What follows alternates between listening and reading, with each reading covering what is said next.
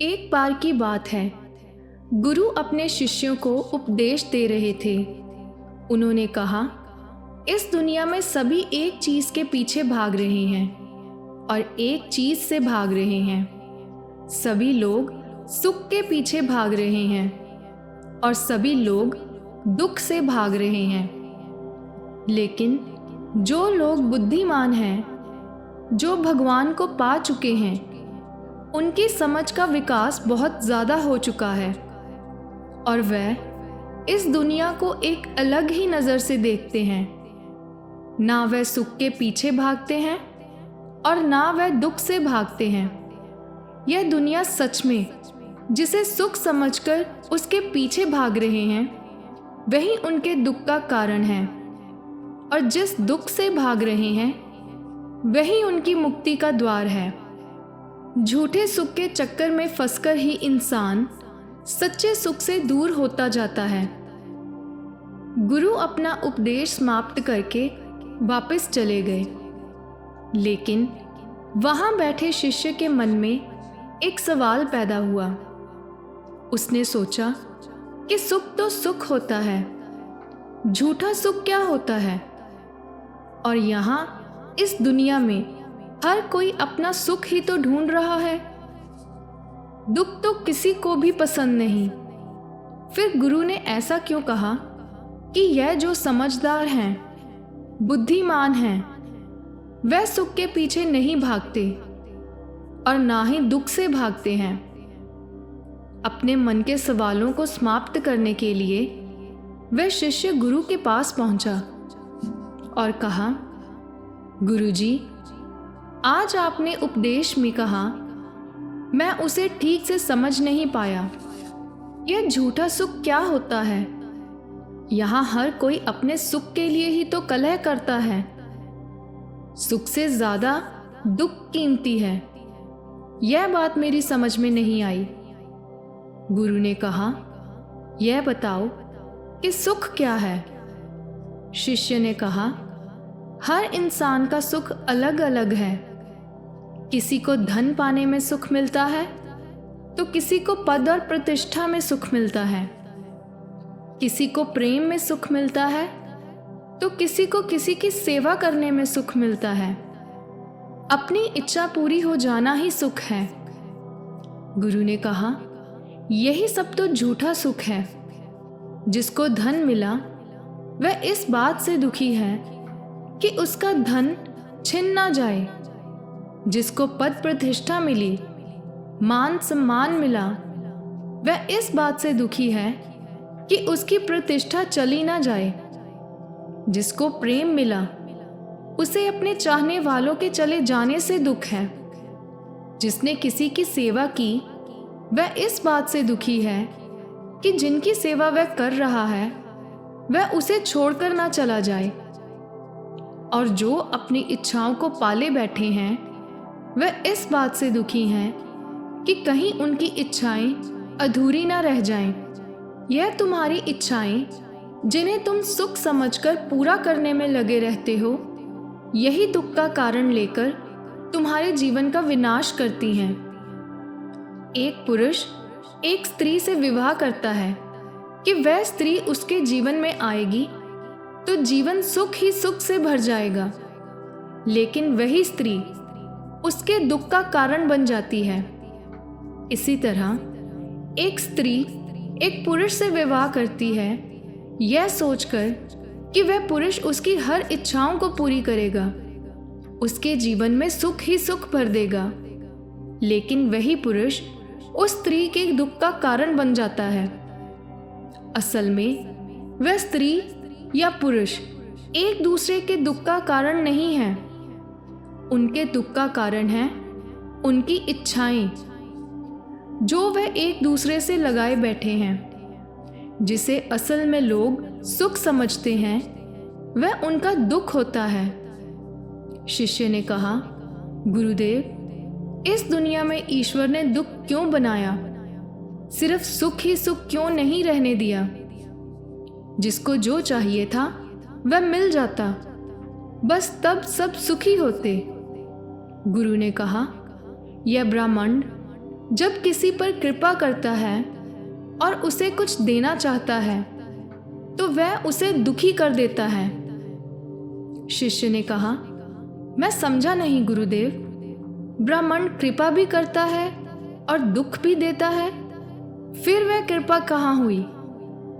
गुरु ने कहा, अगर किसी व्यक्ति की बहुत प्यारी चीज जो उसे जान से भी ज्यादा प्यारी हो उसके घर में रखी हुई हो और उसके घर में आग लग जाए और वह व्यक्ति बाहर हो और तुम उसके साथ खड़े हो और वह व्यक्ति उस चीज को बचाने के लिए, उठाने के लिए उस जलते हुए घर में जाने को तड़प रहा हो, तब तुम क्या करोगे?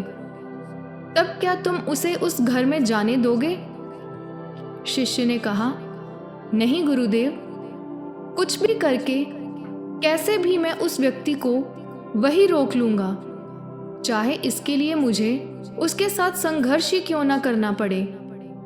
गुरु ने कहा, और क्या ऐसा करने से उस व्यक्ति को तुम्हारे द्वारा सुख प्राप्त होगा या वह दुखी हो जाएगा?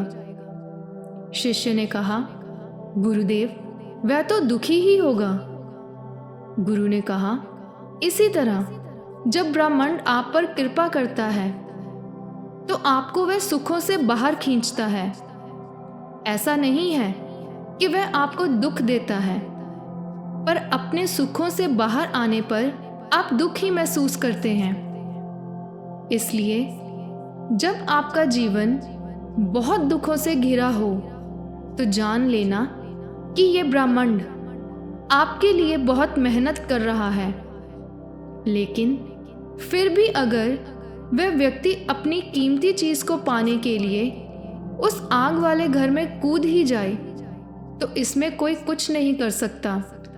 शिष्य ने कहा, गुरुदेव, मुझे यह बात थोड़ा और खोलकर समझाएं, मैं ठीक से इसे अभी समझ नहीं रहा हूं। लोग ईश्वर से प्रार्थना करते हैं धन के लिए, पद प्रतिष्ठा के लिए, मान सम्मान के लिए, अपनी इच्छाएं पूरी होने के लिए, और आप कह रहे हैं कि यह सब इच्छाएं ही उनके दुख का कारण है। और अगर उस ब्रह्मांड की, ईश्वर की उन पर कृपा हुई तो वह उन्हें दुख देगा। गुरु ने कहा, हाँ, बिल्कुल ऐसा ही है। मैं तुम्हें एक बीज की कहानी सुनाता हूँ, शायद तुम उससे कुछ समझ सको। एक बार की बात है, कुछ बीज एक बर्तन में रखे हुए थे। वह एक दूसरे का बहुत ख्याल रखते थे। उनमें से एक बीज ने अपने साथी बीजों को नष्ट होते हुए, खराब होते हुए देखा।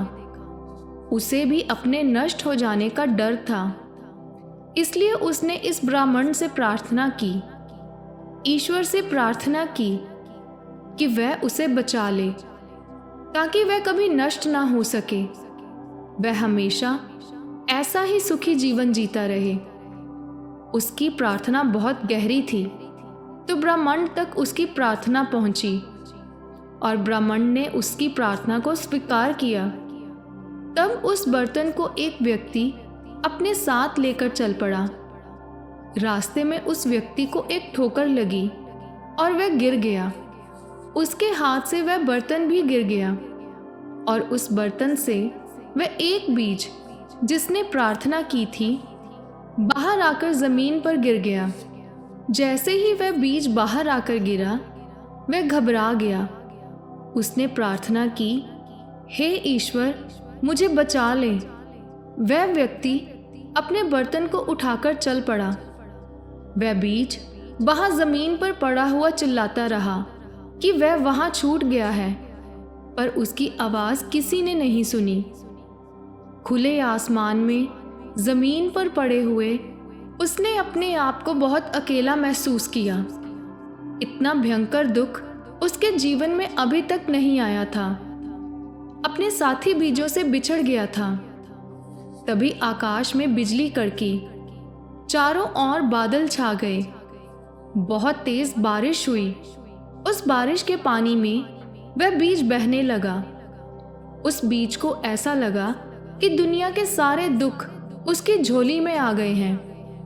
वह बहते बहते एक उपजाऊ जमीन में पहुंच गया। वहां जमीन के अंदर वह समा गया और वहीं उस बीज का अस्तित्व धीरे धीरे खत्म होने लगा। बीज अपनी अंतिम सांसें गिन रहा था। फिर उसे महसूस हुआ कि वह किसी गुफा में बंद है और गुफा का दरवाज़ा धीरे धीरे खुल रहा है। वह धीरे धीरे बाहर आ रहा है। उसने अपने आप को बढ़ते हुए महसूस किया। उसने महसूस किया कि जैसे वह आकाश की ओर बढ़ रहा है। वह अब अंकुरित हो चुका था। उसका रूप परिवर्तित हो चुका था। वह धीरे धीरे बड़ा हो रहा था। समय गुजरता गया और वह छोटा सा बीज अब एक विशाल पेड़ बन चुका था।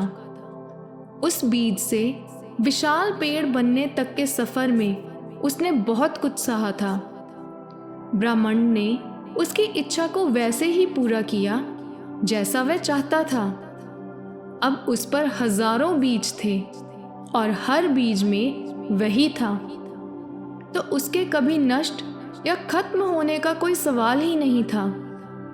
शिष्य ने कहा, गुरुदेव, मैं आपकी बात समझ गया हूँ और मैं यह भी समझ गया हूँ कि क्यों बुद्धिमान लोग सुख के पीछे नहीं भागते और दुख से भी नहीं भागते। दुख हमें दुनिया के मायाजाल से बाहर खींचने का बस एक रास्ता है। वह हमारे लिए कोई बुराई नहीं है, बल्कि सुख जिसमें हम खो जाते हैं और अपने आप को भूल जाते हैं, वह असली दुख है। यह ब्रह्मांड केवल उन्हीं बुद्धिमान लोगों को सुख देता है जो ये जानते हैं कि सुख ही दुख पैदा करता है और दुख तुम्हें जागृति की ओर ले जाता है।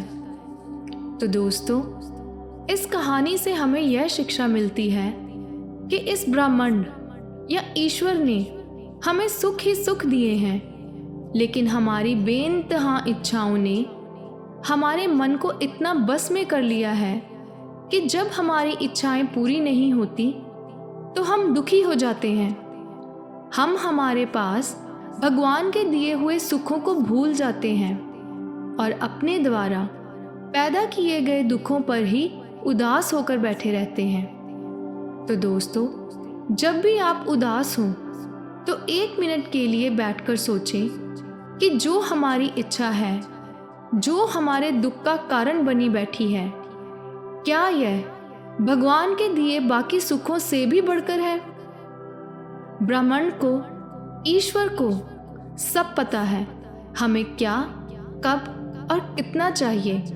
तो आप चिंता की जगह चिंतन करो। मस्त रहो, स्वस्थ रहो। अगर आज की कहानी आपको पसंद आई हो तो चैनल को सब्सक्राइब और वीडियो को लाइक और शेयर ज़रूर करें। धन्यवाद।